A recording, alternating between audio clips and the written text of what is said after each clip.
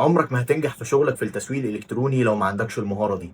والمهارة دي هي مش أداة ولا برنامج، المهارة دي هو إنك تفهم عميلك كويس. الموضوع يبان سهل بس صدقني هو مش كده. مبدئيا لازم تسأل نفسك 3 أسئلة: مين هو عميلك؟ ايه المشاكل اللي هو بيواجهها او ايه المشكله بالتحديد اللي هو بيواجهها وانت تقدر تحلها؟ ورقم 3: ايه اللغه اللي هو بيتكلمها؟ واللغه هنا مش معناها عربي وانجليزي وفرنساوي، لا، اللغه هي الطريقه اللي العميل بيتكلم بيها. هل هو دايما بيتكلم بجد؟ بيستخدم كلمات معينه؟ يعني مثلا عشان تفهمني، الناس بتوع البيزنس غير الشباب اللي بيشتروا هدوم، غير الناس او البنات بتوع الاكسسوارز، كل واحد منهم بيتكلم بلغه مختلفه، لغه اللي هو الطريقه اللي بيتكلم بيها، الطريقه اللي بيتعامل بيها.